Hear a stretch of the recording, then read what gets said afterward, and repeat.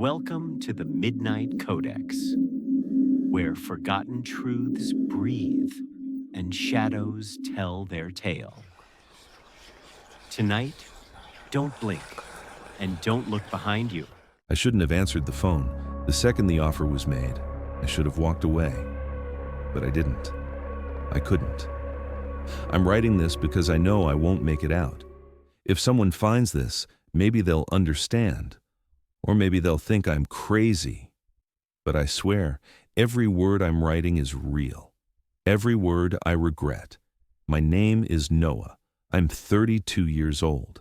I had a life, steady job, steady girlfriend, steady future. Then, it all collapsed. One Friday afternoon, without warning, I was given a box of my things and escorted out by a security guard. Company decision, they said. You're done. I don't remember what Emma said when I got home. She tried to comfort me, but her words sounded hollow. We didn't talk about what had happened. Dinner was a quiet affair, two strangers pretending to still know each other. The next few days were spent searching. I sent out resumes, made calls, but each time my phone remained silent. I wasn't even sure if the world remembered I existed. Then, one night, I saw it. An address. Night manager needed at Crescent Heights building. $100 per hour, 10 p.m. to 6 a.m., no experience required, immediate start. It felt off, like something about it wasn't right. But it was money.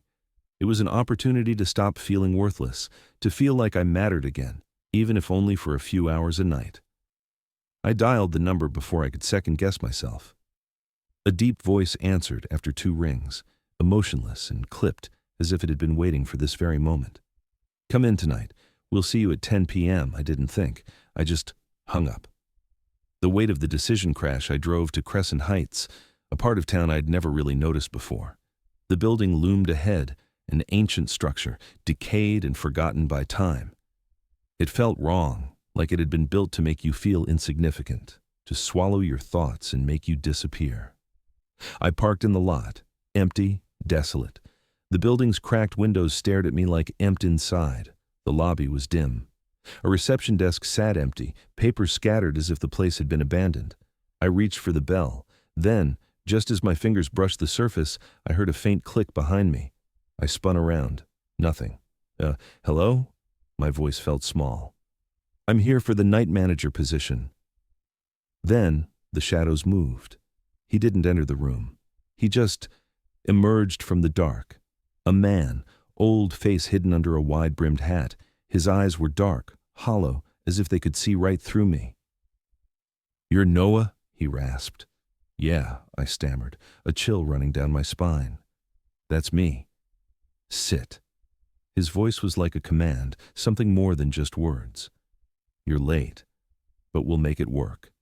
He slid a yellowed piece of paper across the desk. I glanced at it.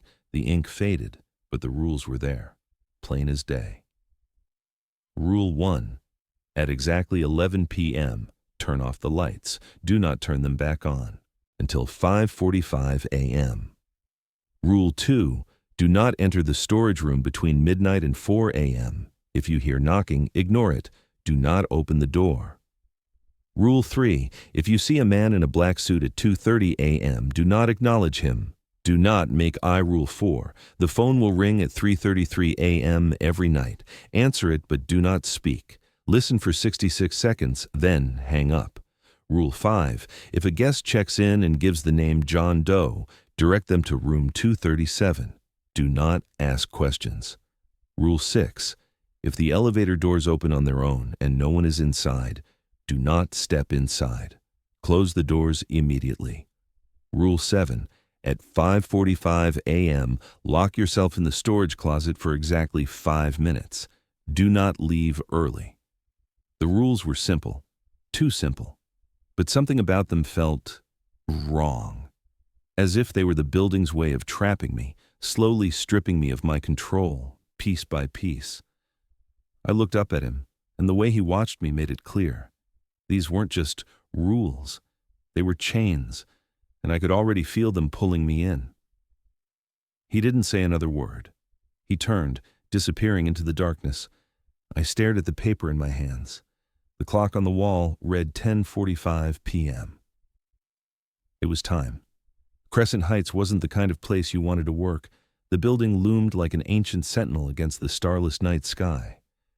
Its cracked windows stared down at me, hollow like forgotten eyes, and the streetlights flickered intermittently, casting long, eerie shadows that seemed to follow me. Everything about the place felt wrong, abandoned yet not. It was like the building itself had been left behind by the world but was still waiting for something or someone. I stood in front of the heavy glass doors, took a deep breath, and entered. The building groaned under my weight, as if it was alive, and the air inside smelled of mildew, dust, and old paper. The silence was deafening, oppressive. It was as if the walls were holding their breath, waiting for something to happen. The lobby was lit by a single flickering overhead light, casting ghostly shadows on the reception desk. It was empty, save for a bell sitting on the counter. I reached for it, but before I could touch it, I heard a faint click behind me. I spun around. Nothing. Hello? My voice was barely a whisper. I'm here for the night manager position. And then he appeared. Not walking, but emerging from the very shadows themselves, his form slipping from the darkness like it was a part of him. The man from the night before, his face obscured by a wide-brimmed hat, eyes black and cold, piercing through me. You're Noah? His voice was a low rasp, like gravel grinding underfoot. I nodded. Yes. He motioned for me to follow, and I did, silently. He led me down a narrow, dimly lit hallway. The air grew colder with every step, as if the building itself was trying to freeze me. The silence became thick, pressing in on me from all sides. At the end of the hall, he opened a door to a small, sterile office. The desk was bare, except for a flickering lamp and a ticking clock that seemed far too loud in the quiet. Everything felt off. The room felt like it hadn't been used in years. Your job is simple, he said. Watch over the building overnight. You won't have to do much. Just follow the rules. Don't break them. His voice dropped, his words hanging in the air, sharp and cold. I glanced at the yellowed paper he slid in front of me. I'd read it before, but now, seeing it in the light of the room, it felt different, more ominous, like the building had been testing me, watching me, waiting. Now, get to work, he muttered, turning toward the door. He left, and I was alone. The clock ticked louder than ever. I could feel the weight of the building pressing in on me, every corner, every shadow, alive with something I couldn't see. The clock read 10:55 p.m. It was time to begin. The silence in Crescent Heights was suffocating. It felt as though the building itself was alive, watching, waiting for me to slip up. I sat at the desk, trying to focus, but the rules kept swirling in my mind like a storm. Why did I have to turn off the lights at 11 p.m.? Why couldn't I investigate sounds in the storage room? Why had I agreed to this? What was I really doing here? I shook my head, trying to focus. I needed this job. I couldn't afford to mess up. At 11 p.m., I turned off the lights. The room plunged into darkness. A heavy silence followed, the kind that presses against your chest. Something shifted in the air. I could feel it. The building was alive, watching me. I glanced at the clock. 12:15 a.m. The minutes dragged. The silence became unbearable, as if the building itself was holding its breath, waiting for me to make a mistake. Then I heard it. A faint knock, barely audible at first. It came from the storage room. My heart skipped. Was it just my imagination? The knock came again, louder this time.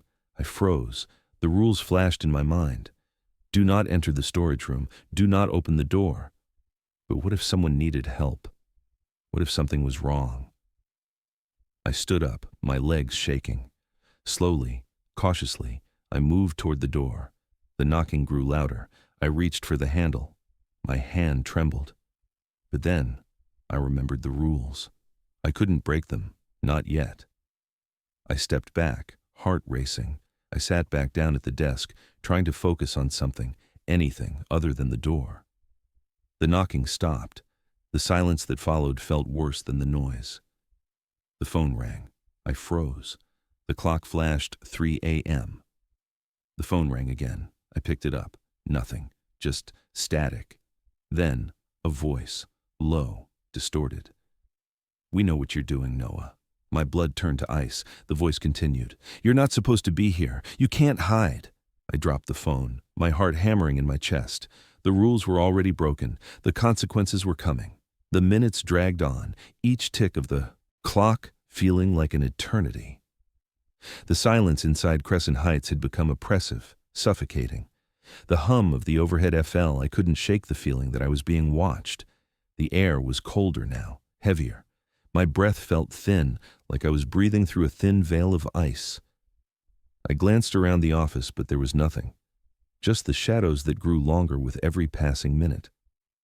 I turned to the window, hoping that the outside world, the reality I had once known, would ground me. But it was dark outside. The parking lot was empty, as it had been since I arrived, and the streetlights above flickered in. I could hear nothing. And yet, everything felt too still. The building had grown too quiet. It was no longer just an empty shell of a place. It felt as though it was alive, breathing with a dark purpose.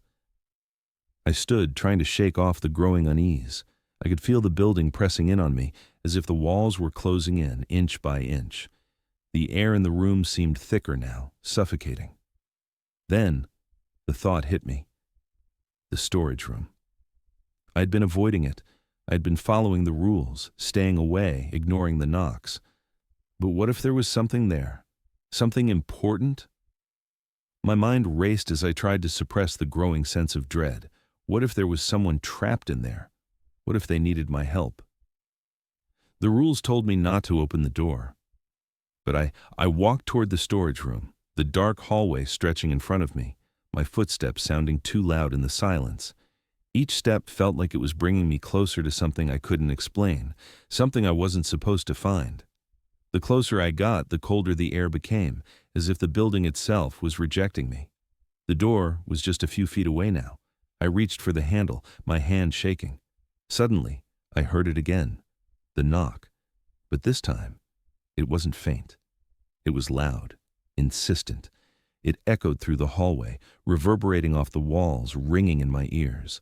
I flinched, my breath caught in my throat. I shouldn't have heard that. The rules said to ignore it.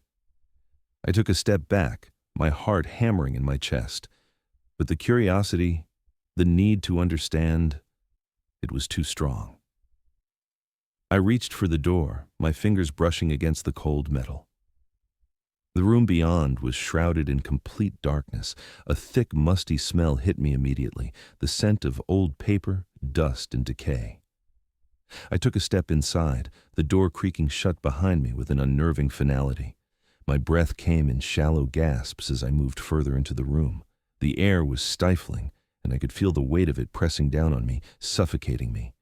My hands fumbled in the darkness, searching for a light switch, but there was nothing, just shadows stretching on all sides. And then I heard it. A whisper. "Help me." The voice was faint, muffled, as though it was coming from the farthest corner of the room. My pulse spiked.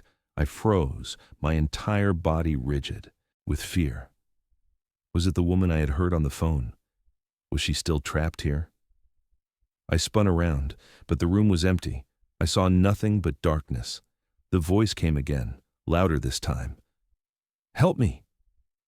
I stepped back, my heart racing in my chest. I had to get out of here. This wasn't right. But the door wouldn't open. I peeked. The room felt smaller, tighter. The walls seemed to close in around me. I pressed my back against the wall, trying to steady myself. But the cold, it was growing colder. I could feel my breath turning to mist as I exhaled, the air growing more oppressive with every passing second. And then I heard it again. A loud bang, followed by the scraping of something heavy moving across the floor. My heart stopped. Someone, or something, was in the room with me. I could feel the press. The silence returned, but it was worse now. A suffocating, choking silence. I turned, trying to push open the door, but the handle was stuck. I pulled harder, panic surging through me. My hands slipped with sweat as I struggled against the door, but it wouldn't open. And then, a voice, low and cold, whispered directly behind me. "Don't forget the rules, Noah." I spun around, but there was no one there. Just darkness, just the feeling of being watched. I couldn't stay here. I had to leave. But no matter how hard I tried, I couldn't break free. I ran back toward the office, my legs unsteady, my breath ragged. I collapsed into the chair, my heart racing. The clock read 5 a.m. But I wasn't safe yet. The silence was unbearable. It weighed on me, crushing me from all sides. Crescent Heights had become something more than just an old building. It had become a presence, a living, breathing thing that knew I was here, that knew I was failing. I glanced at the clock. 5:15 a.m. Just a little longer. The end of my shift was almost here. I had almost survived. But the rules were all I had left. The only thing keeping me safe. But what was I supposed to do with the voice, the whispers, the knocking? The man in the black suit who seemed to be everywhere, watching, waiting for me to slip up? I'd followed the rules so far, but each one felt like a chain tightening around me, binding me to something I didn't understand. The phone rang again. I jumped in my seat, my heart leaping into my throat. The clock flashed 5:30 a.m. The rules. I had to answer it. I couldn't break the silence. I couldn't ignore it. I picked up the receiver. The line was silent at first. No static, no strange sounds, just silence. And then, a voice. "We're watching you, Noah." I froze, my blood running cold. It was the same voice as before, the one on the phone. But it was different now. It was colder. It was closer. "You can't run away. You're not supposed to be here," the voice continued. My grip tightened around the receiver, my knuckles turning white. How did they know my name? How did they know what I was doing?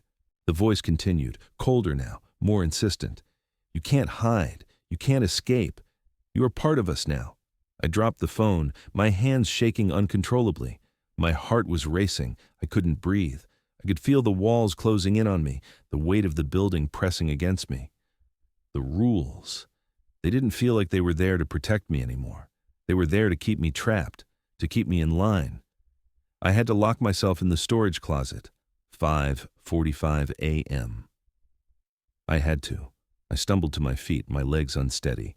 I made my way to the door, my thoughts spinning. The storage room was just down the hall. I had to do it. The rules said I had to. But as I turned the handle, the cold air pressed against me again. I could feel the weight of it, the darkness closing in.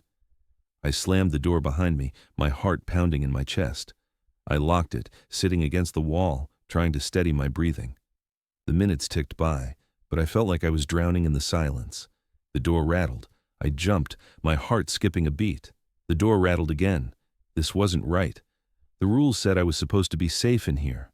But the rattling didn't stop. It grew louder, faster. Something was trying to get in. The door rattled again, louder this time. I pressed my back against the wall, my heart racing.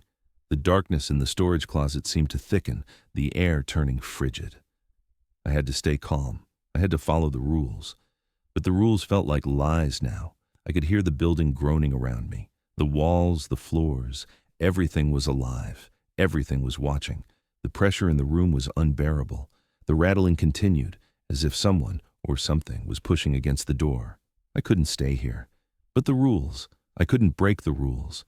The door rattled again, and this time, it felt like something was on the other side. Someone. Or something. My pulse quickened, my breath shallow. I could feel the panic rising in my chest. The rules were supposed to protect me, but now they felt like chains. I needed to get out. I needed to escape. But how?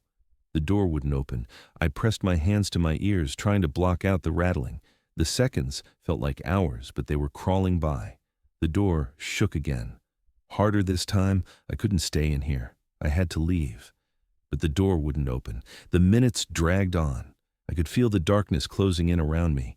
The whispering voice from earlier returned. "Don't forget the rules, Noah." I gasped, my knees buckling beneath me. The darkness was swallowing me whole.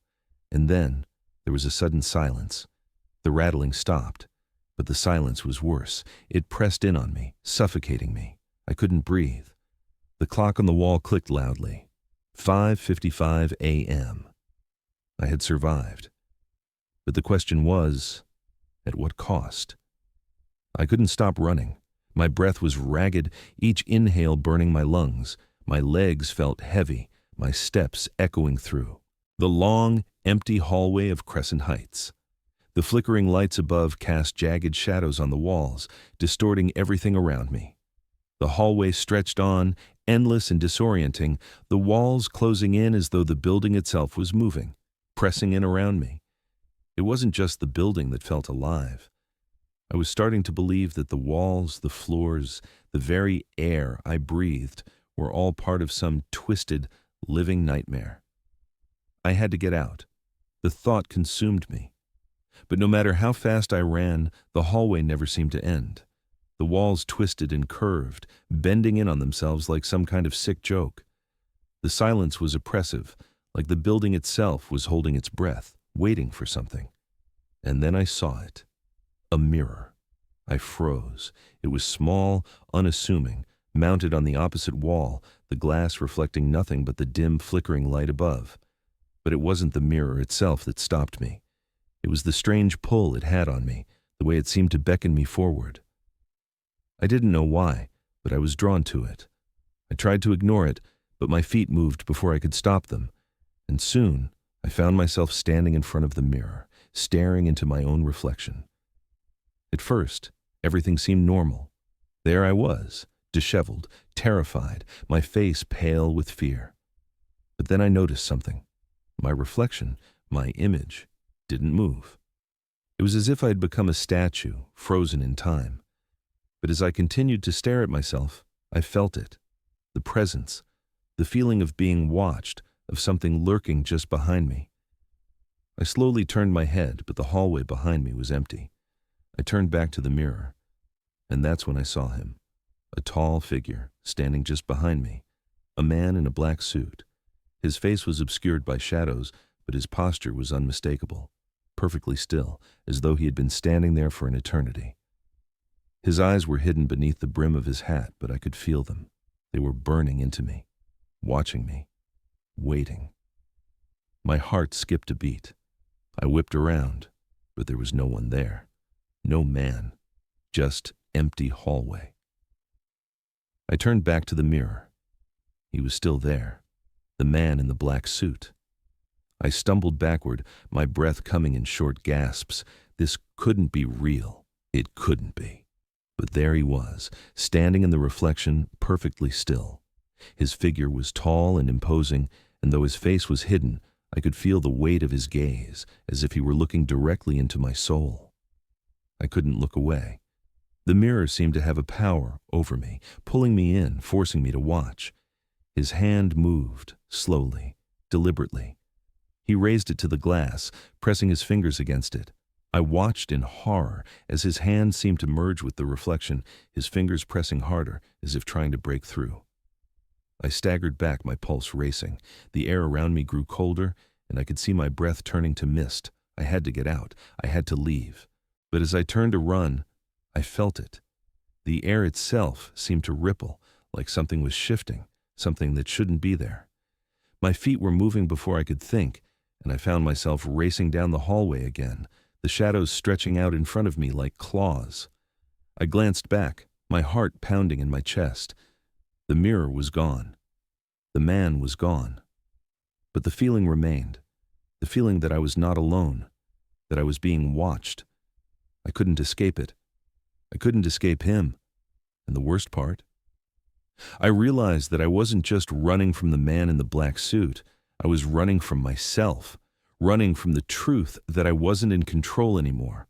I didn't stop running. My legs burned, my heart raced, but I couldn't stop. I had to get out of Crescent Heights. I had to leave this nightmare behind. But no matter how fast I ran, the building seemed to stretch out, the walls warping, the hallways never ending. The flickering lights overhead distorted the shadows, making the place feel like a maze, a twisted, endless maze. I couldn't make sense of it. The mirror, the man in the black suit, the feeling of being watched, it was All too much. I needed to find a way out. I couldn't take it anymore. But the building didn't let me go. It kept pulling me deeper into its grasp. I found myself back at the office, the place I'd started. The desk, the clock, the scattered papers. It all felt so familiar, yet so wrong. I slammed the door behind me, gasping for breath, trying to calm the chaos inside my head. The clock ticked incessantly, each second stretching out longer than the last. I looked down at the desk, my gaze falling on the scattered papers. But one thing caught my eye. A photograph. A black and white photo tucked beneath a pile of papers. I picked it up, my fingers trembling as I studied it. It was a picture of a group of people. Some I didn't recognize, but there was one man at the front. He had a stern expression, his eyes dark and cold, staring directly at the camera. His face was so familiar, yet I couldn't place it. The people around him smiled, but their smiles didn't reach their eyes. They were stiff, posed, as though they were part of something they didn't want to be in. I stared at the photo for too long. The longer I looked, the more the people seemed to fade, their faces blurring at the edges. It felt like they were slipping away from reality, disappearing into the shadows. I set the photo down, my hands shaking. The building felt colder now, the air thick with something I couldn't describe. I had to get out. But when I turned to leave, the hallway outside was no longer the same. It was darker. The lights overhead flickered and dimmed, casting the space in shadows that seemed to stretch and distort. The walls seemed taller, the hallway narrower. It felt like the building was shifting, changing, as though it were alive and aware of me. I turned the corner, my feet heavy beneath me. And then I saw it. Another door. It hadn't been there before. I reached for it, my hand trembling as I touched the cold metal handle. The door opened slightly, and a thin sliver of darkness beckoned me forward. I hesitated, but the whispers began. Soft at first, then louder. "Help me," they said, their voices frantic, desperate. I stopped dead in my tracks. The voice, faint, strained, was unmistakable. It was the same voice from the phone, the same voice that had whispered my name. I reached for the door, but before I could touch it, it slammed shut with a deafening bang. I staggered back, my heart racing. My body trembled as I looked down. The clothes, piles of them, discarded on the floor. Torn, stained fabric. They weren't just random clothes. They were mine. I stumbled forward, my mind reeling, trying to make sense of what was happening. I bent down, hands shaking, and picked up a crumpled piece of paper. The same handwriting, the same words. "You're not supposed to leave, Noah." I dropped the paper, my legs giving out beneath me. My breath came in short, panicked gasps. I was trapped. I was a part of this place now. And then, the elevator doors started to close. I tried to run, but I was too slow. The doors shut, and the darkness consumed me. The elevator jolted to life, the slow descent taking me deeper into the building. I could feel the walls pressing in, the air growing thicker with each passing second. The silence was suffocating, like I was descending into something beyond reality. I looked at the display. Each floor seemed to pass too slowly, like I was stuck in a loop. The deeper I went, the more oppressive the air became. My heartbeat thundered in my chest, the sound echoing in the confined space. Then, the elevator jerked to a halt. The doors slid open, but what greeted me wasn't the lobby I had remembered. The room was darker, the walls cracked, the floor coated in dust. A strange fog clung to the air, making it feel like I had stepped into another world entirely. I stepped out of the elevator, my legs shaky beneath me. The silence followed me, oppressive and unnerving. The clock on the wall ticked loudly, its sound distorted and out of place. I moved forward, barely able to focus. The emptiness was all-consuming. It was as though the building had been abandoned, left to rot in this state of decay. But I wasn't alone. I could feel the presence watching me from the corners of the room. And then, I saw it. A pile of clothes, old, torn, and faded, lying in the center of the room. My breath caught in my throat. I stepped forward, shaking, and reached for a note buried beneath the pile. My hands trembled as I unfolded it. "You're not supposed to leave, Noah." I dropped the note, feeling the weight of it settle into my bones. This wasn't a building. It was a trap. A living, breathing thing that consumed everyone who entered. The elevator doors clicked shut behind me, sealing me inside. The darkness pressed against me, and the whispers started again, louder this time. "You can never leave." I knew now. The building had claimed me. I was part of its story. There was no escape. The elevator doors slid shut with a soft chime, sealing me inside. I couldn't breathe. I couldn't think. The walls seemed to press in around me as the elevator descended further into the bowels of Crescent Heights. The strange, suffocating silence had grown heavier, like the very air in the building was alive, pulsing with something dark and malevolent. Every inch of space felt charged with energy, as if the walls themselves were watching, listening. I tried to focus, but the horror of what had been happening to me over the past few hours overwhelmed my senses. I could hear my heartbeat in my ears, each thrum growing louder, louder still as the elevator descended further. The display flashed. It felt as though I had fallen into an abyss, the building's foundations slipping beneath me, pulling me into its depths. I didn't know how much longer I could take this place, this nightmare that had no beginning or end. The elevator jerked to a sudden stop, and the doors slowly opened. I stepped out, my legs trembling beneath me. This wasn't the lobby. This wasn't the place I had come in from. I was in a hall, a long, dark corridor with peeling walls and cracked floors. The air smelled stale, stagnant, as though the very essence of the building had been locked away in time.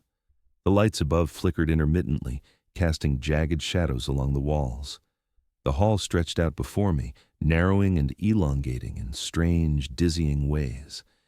It felt like I was caught in a sickening loop, each step taking me further into something that wasn't quite real. It was as though the building had swallowed my mind whole and was now distorting everything around me. I turned and saw it. Him. The man in the black suit. He stood at the far end of the hallway, just beyond the flickering light, his back to me. His figure was as still as stone, and I couldn't shake the feeling that he was waiting for me.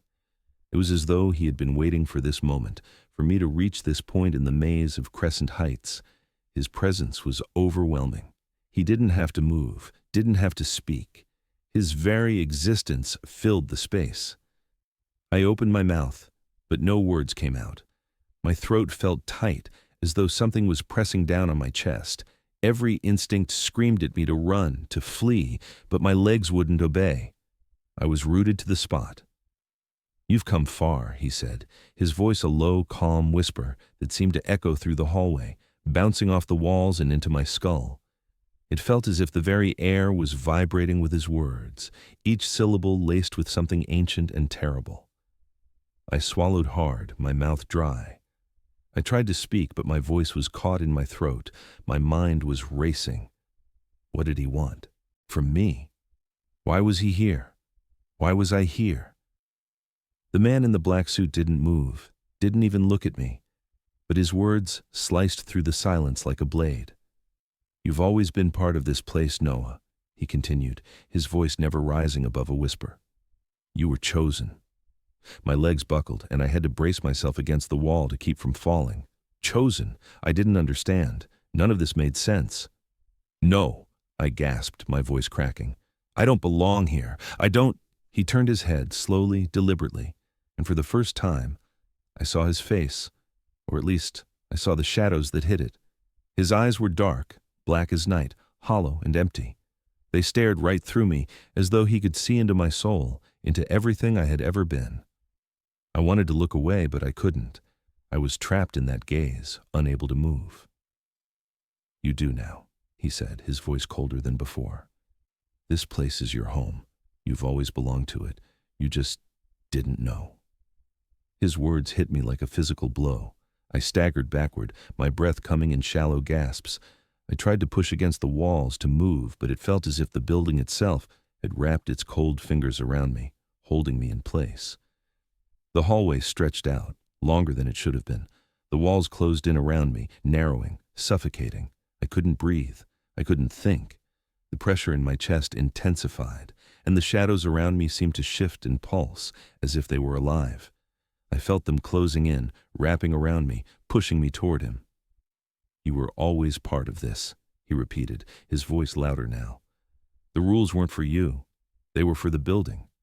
And you've failed." I tried to speak, tried to scream, but no sound came. My body felt heavy, as though the weight of the building was pressing down on me, forcing me into the ground. My vision blurred, and for a moment I thought I might pass out. I couldn't breathe. I couldn't think. The building was alive, and it was suffocating me. "Noah," the voice echoed in my mind, louder now. "You can't leave. It's too late." I was falling deeper into the building, into the void of Crescent Heights. The man in the black suit stepped toward me, his form shifting, stretching, as though he were one with the building itself. I couldn't escape. There was no way out. "Why?" I croaked. "Why me?" "You were chosen," he repeated, his voice growing colder, more final. "You were always part of it. The rules, they were never just guidelines. They were a test. And you failed." The shadows seemed to reach out toward me, their cold tendrils wrapping around my body, pulling me into the darkness. I couldn't breathe. I couldn't move. The building had won. It had claimed me. The man in the black suit was everywhere now. His voice, his presence suffocated me, filled every inch of space. And then everything went black. I woke in darkness. Complete, suffocating darkness. I couldn't move. My body felt heavy, like I was sinking into the ground. But it wasn't the ground. It was the void, a place without form or time, a place where nothing existed except the cold, pressing weight of the building that had swallowed me whole. I couldn't remember how long I had been here. Time had lost all meaning. There was only darkness and the faint, ever-present feeling of being watched, being observed by something that wasn't human, that wasn't alive in the way I understood it. And then a light appeared. It was faint at first, barely a glimmer in the distance, but it was enough to pull me forward, enough to make my body move despite the crushing weight holding me down. I staggered toward the light, my legs unsteady, my body trembling with fear. The light grew brighter, and as I reached for it, I felt the cold grip of reality slip away. There was no escape from this place. I was already part of it. The light led me to a door. It was old, cracked, the wood weathered and worn with age. But it was the only way out, or at least it seemed that way. I reached out, my hand trembling, and pushed it open. The door creaked, its hinges groaning in protest, and I stepped into the hallway. It was darker than the room I had just left, and the air felt thick with something I couldn't name. The walls seemed to close in on me, the space narrowing until it felt like I was walking through a tunnel that was sucking the life from me. The whispers started again, louder now, urgent. "Noah?" I froze. The man in the black suit stood at the far end of the hallway, his eyes dark and knowing, his presence filling the space. He wasn't alone. Behind him, shadows moved, flickering like shapes, creatures that didn't belong in this world. "You can't escape," he said, his voice low, almost soothing, like a lullaby. I backed away, my heart pounding in my chest. "No, I won't stay here. I can't. I won't." He stepped forward, his form stretching with the darkness, his voice becoming more insistent. "You can't leave," he repeated. "It's too late. You're already here. And this place doesn't let go." I turned, but the hallway seemed to stretch further before me, the walls closing in. There was nowhere to run. "Noah," the man's voice echoed in my mind. "You belong here. You always have." I reached for the door behind me, but it was gone. The darkness pressed in, suffocating me, pulling me deeper into the building. There was no escape. I was trapped. "You were chosen," he said, his voice final. "The rules, they weren't for you. They were for the building, and now you are part of it." I tried to scream, to run, but it was too late. I was already lost. The shadows consumed me, and I understood now. I wasn't just trapped in the building. I had become part of its story, its endless cycle, and I would never escape. The darkness had swallowed me whole. It was absolute. It pressed in on me, suffocating every breath I tried to take. I was lost. I couldn't move, couldn't see, couldn't hear. There was nothing but the weight of the silence and the constant pressure of the building closing in. Time had no meaning. The only thing that existed was the building and me, intertwined in a twisted dance that had no end. I was part of the walls, part of the shadows, part of the darkness that had consumed me. Then, the light appeared again. This time, it was brighter, more defined. I reached for it, but as I did, I realized that it wasn't leading me out. It was pulling me deeper into the heart of Crescent Heights, into the center of the darkness. The door opened and I stepped through, but I wasn't alone. The man in the black suit was waiting for me. "You can never leave," he whispered, and I understood then. I was part of the building, and I always would be.